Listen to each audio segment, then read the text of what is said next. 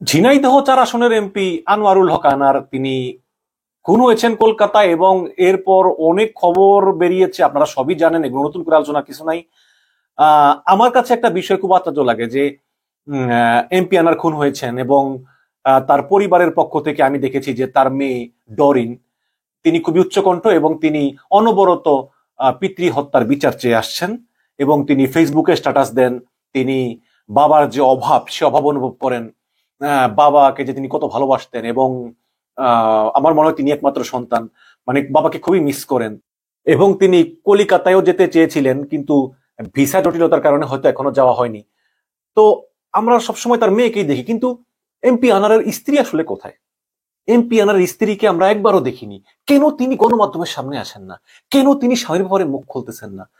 তার মানে কি তিনি তার স্বামীর উপর সন্তুষ্ট ছিলেন না? তার মানে কি কোনো ঝামেলা ছিল? এই বিষয়ে আমি আলোচনা করব। তার আগে একটু আপডেট দিয়ে রাখি যে নেপালে ধরা পড়েছেন আরেক আসামি সিয়াম। সেই সিয়ামকে আনা হয়েছে ভারতে, কারণ ভারতের সঙ্গে নেপালের বন্দি বিনিময় চুক্তি আছে। তো নেপাল থেকে গ্রেপ্তার করে সেই সিয়ামকে ধরে আনা হয়েছে ভারতে, এবং ভারতের কলকাতা একটা ডোবাতে সিয়াম দেখিয়েছে যে এখানে সে হাড় গোড় গুলা পুঁতে রেখেছে। মাংসগুলো হয়তো টয়লেটে ফ্লাশ করা যায়, কিন্তু হাড্ডি গুড্ডি গুলো কোথাও ফালাতে হয়। তো তারপর ডুবুরি নামিয়ে সেই ডোবা থেকে হাড্ডি উদ্ধার করা হয়েছে, এবং পুলিশ বলতেছে যে হাড় গোড়ের সাইজ দেখে মনে হচ্ছে যে এগুলা আসলে মানুষেরই হাড়।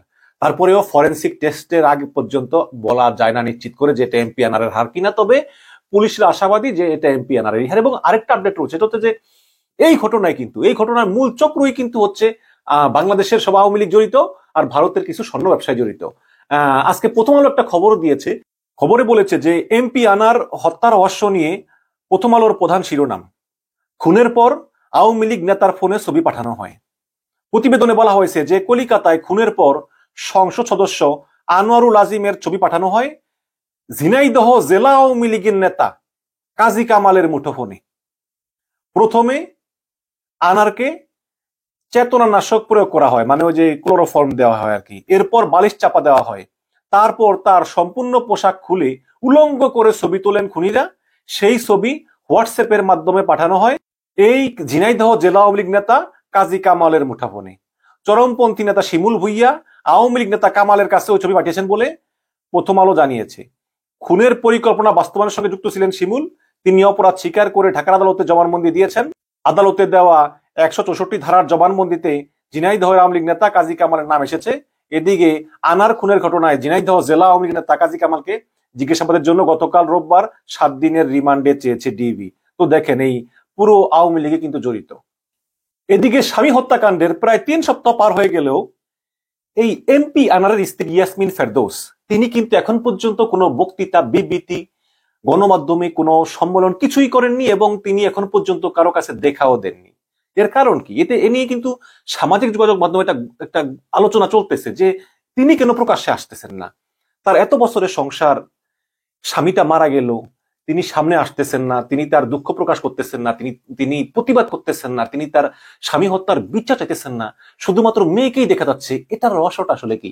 গতকাল ডেইলি স্টার এই রহস্যের একটা সমাধান করেছে। তারা আসলে পারিবারিক বন্ধুর মাধ্যমে তারা আসলে জিজ্ঞেস করেছিল যে আসলে সমস্যাটা তাহলে কোন জায়গায়, তিনি কেন প্রকাশ্যে আসছেন না। তখন তারা তাকে বলেছেন যে তিনি আসলে মানে গৃহবধূ, এবং তিনি ঘরের বাইরে আসতে স্বাচ্ছন্দ্য বোধ করেন না, এই কারণেই তিনি আসছেন না। তার পক্ষ থেকে সব কথা তাদের একমাত্র মেয়ে ডরিন, সেই ডরিনই কথা বলতেছে, এবং তিনি বলতেছেন যে তার স্বামী যে স্বর্ণ চোরাচালানের ব্যবসার সঙ্গে জড়িত এটা তিনি বিশ্বাস করেন না। তিনি বিশ্বাস করেন তার স্বামী নির্দোষ, কারণ তিনি বলেন যে আমি এত বছর সংসার করেছি, তিনি যদি স্বর্ণ চোরাচালান ব্যবসার সঙ্গে যুক্ত থাকতো তাহলে আমি অবশ্যই জানতাম। তিনি কোনো কিছুর সঙ্গে যুক্ত না, তিনি রাজনীতিবিদ। রাজনীতি করতে গিয়ে এদিকে ওদিকে দু একটা ভুল ত্রুটি হতে পারে, দু একটা মারামারি হতে পারে, এগুলো হতে পারে, বাট এর বেশি কিছুর সঙ্গে তিনি জড়িত ছিলেন বলে ইয়াসমিন ফেরদৌস বিশ্বাস করেন না।